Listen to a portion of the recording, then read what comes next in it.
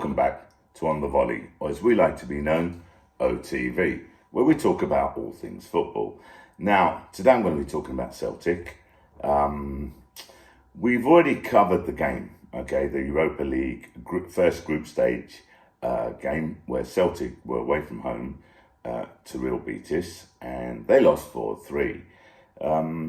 Everybody watched the game, so there's not really that much to cover on it, more than what's already been done.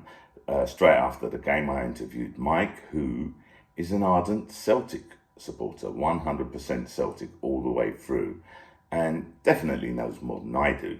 But I have to say, his post-match review, I thought was spot on, practically. Couple of things I didn't agree with, okay, and I did say it, it's on the podcast. Generally speaking, Mike agreed with me as well.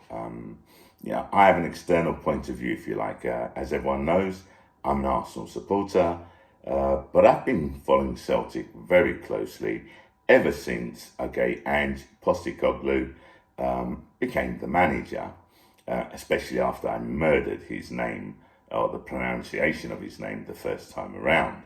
But I managed to rectify that, thank God.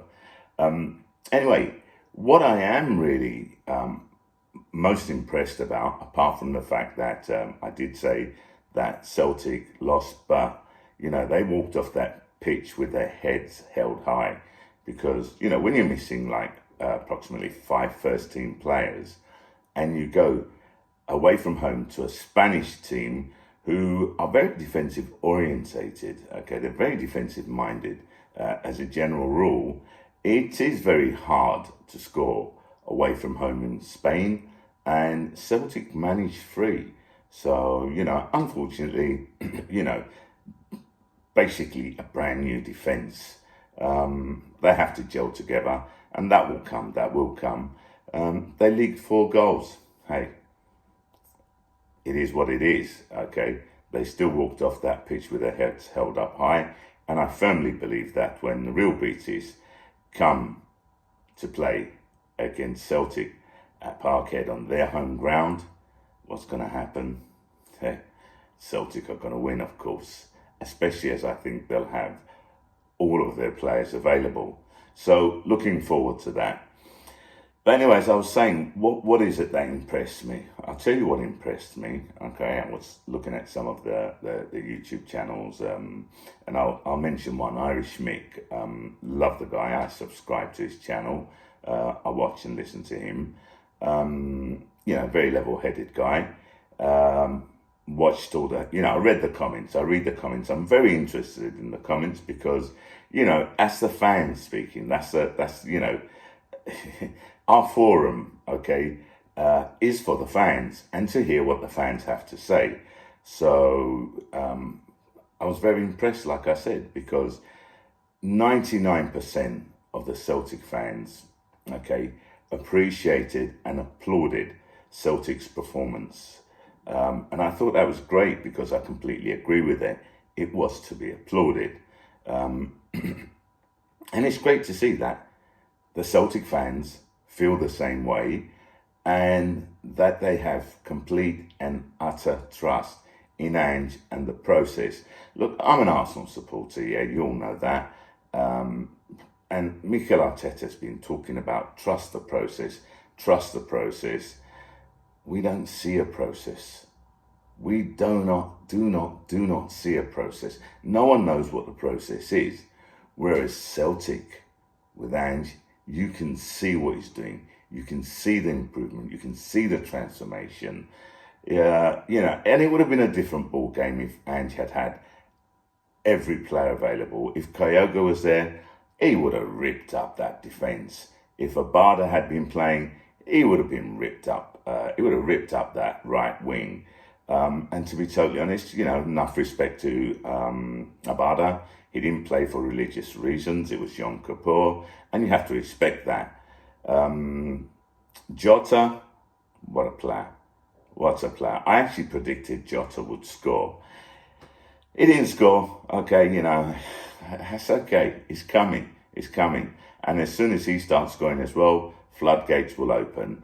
I can see goals coming from all over the pitch once Celtic get into third and then fourth gear. So, hey, we've got a lot to look forward to. So, a big shout out, a round of applause to all the Celtic supporters, okay, for appreciating their team, appreciating Ange, and appreciating what they're trying to achieve. Everyone can see it. You're going to get some haters out there. I mean, I got a comment on at the last podcast where I interviewed Mike, yeah, where I can't remember the name of the guy. He just basically pointed out, he just said, yeah, at great, because we were all saying great performance, you lost again. yeah, we lost, okay, but we lost.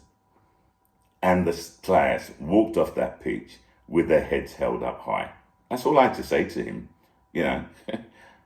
nothing more, why the hate? There's no need for it. Think about your own team. I don't know what team he supports, but think about your own team. That's what I think. Don't hate on others, be happy for them. That's what I always say. I'll be happy for any team that's doing well, okay, because, you're talking about 11 players that are earning, okay, their keep, okay, to support their families. There's nothing wrong with that. And let's not forget, at the end of the day, it is just a game.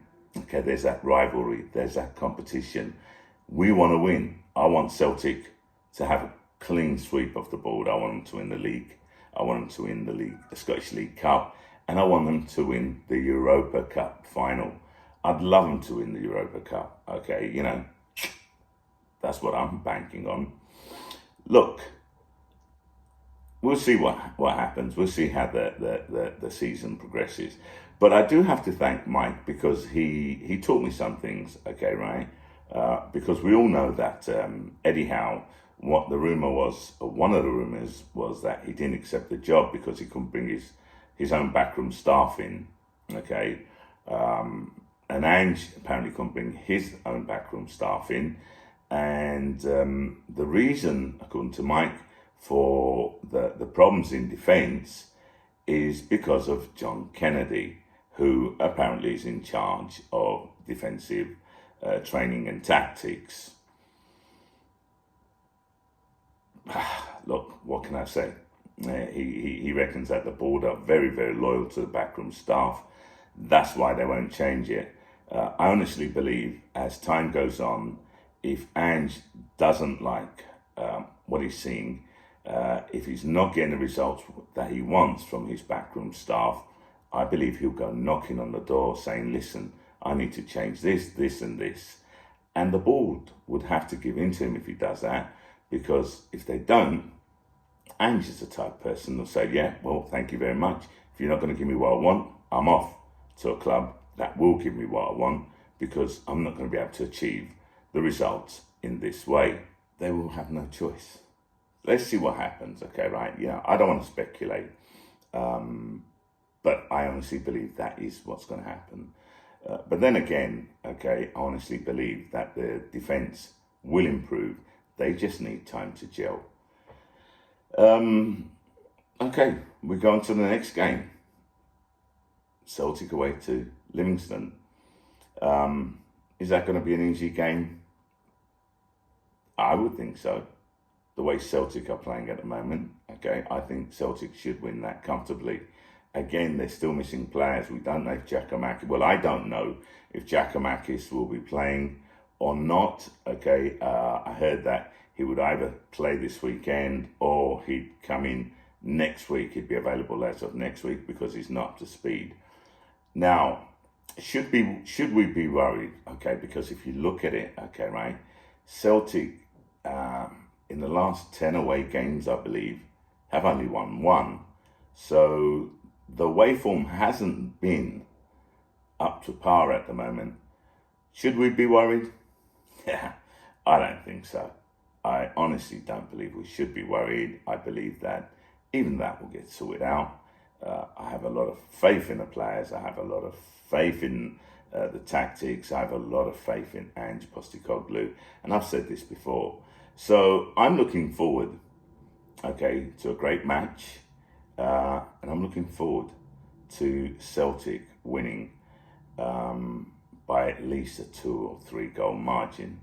No disrespect to Livingston and their supporters. It's just the way I see it. You know, I could be proven completely wrong. I don't think so, though. Okay, but then hey, we'll be back after the game, and we'll be doing a podcast. Okay, reviewing the match. So there, I'll either be holding my hand up and saying, I apologise, got it wrong. You know, Livingston, yeah, you were right, and I didn't know what I was talking about. Or I'll be saying, you know, hey, sorry folks, you know, no offence, but it is what it is, and it's how I saw it, and that was the result. So I'm looking forward to that game.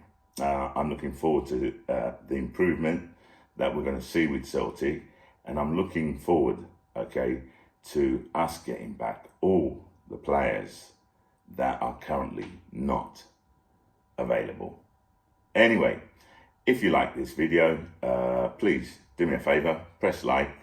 If you want, please comment. Okay, as anyone knows, anyone who has commented, I always try to reply to all the comments. And if you like it, please share it. What else can I say? If you haven't subscribed, please subscribe. Me, Shah, I'm out.